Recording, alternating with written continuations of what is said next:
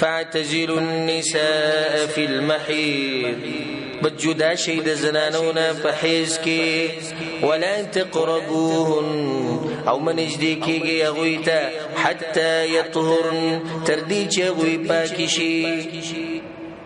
د زنانه سره د حیض او د سلوختی په ورځو کې کورواله دا حرام دی، ګناه ده، د الله نافرمانی ده او په دې کې ډیر زیات نقصانات دي چې هغه موږ د بلوغ المرام په درس کې بیان کړی.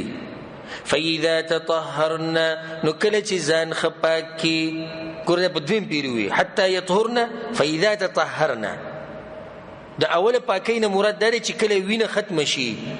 فاذا تطهرن نو کله چې ولم بي فاتوهن من حيث امركم الله نو بیا راځي غویته دا غزنه چې الله به تاسو ته حکم کړی.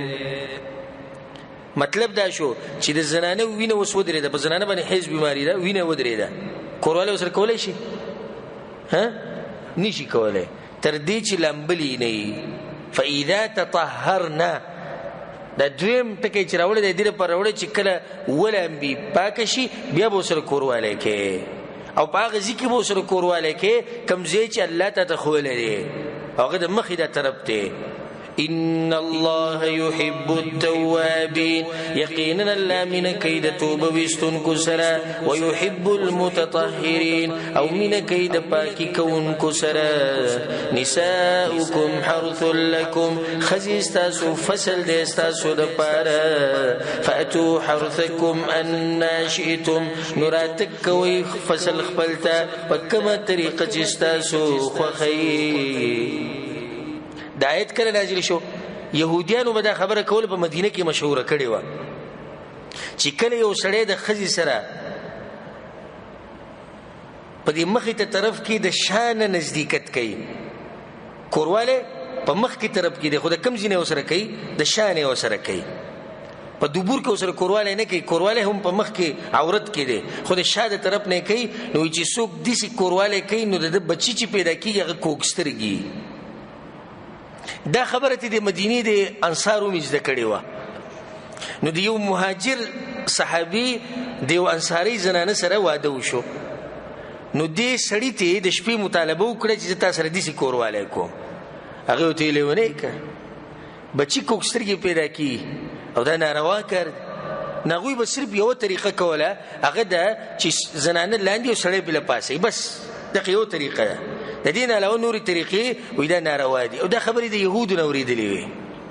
نغور له پروسس هم پس مته سره سات مخکې خبرو کړې چې ګوره په دین کې دې سه حیا نشتی چې دین مسلې به نه ته پوښو ځم به نه پوه کنه غوي پروسس په سره وی رسول الله دا مسله الله د آیت نازل کو وې دا خو تاسو پسلې خپل پسل چې څنګه راځي راتلې شي خو په هغه ځکه به تراته کوي کمزې چې الله خوله نور طریقه چې کومه ده طریقه دستاسو چې کومه طریقه خوخی کومه الله ګوره طریقه نه ده خولې.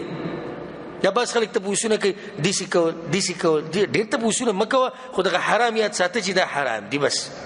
نو د حرام نه علاوه چې سدي هغه څه شو جيش د شاده طرف نه کورواله مکوه، د حیض په ورځ کورواله مکوه، د سلوختی په ورځ کورواله مکوه، نور چې سدي زړه غوړي هغه کوه.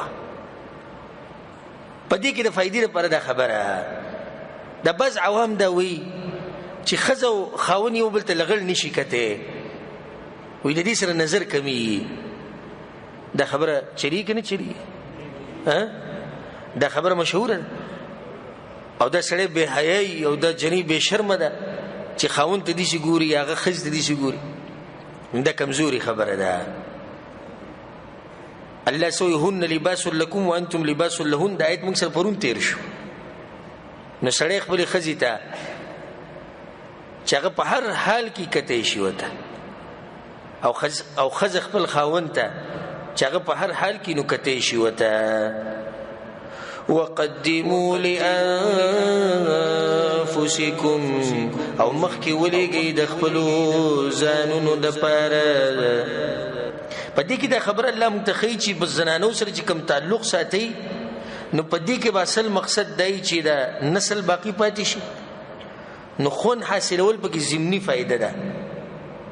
او بل دا نیت بکوي قدموا لانفسکم د مخکې قیامت لپاره څه ولېږئ نو سړی چې کوروالي کې څه دي د قیامت ته لېږلو لپاره کوروالي کې دا دي چې ته کله کوروالی کوې نو په دې نیت یې کوه چې الله ماله نیک عمله اولاد راکړي چې د قیامت په ورځ زما په کار راشي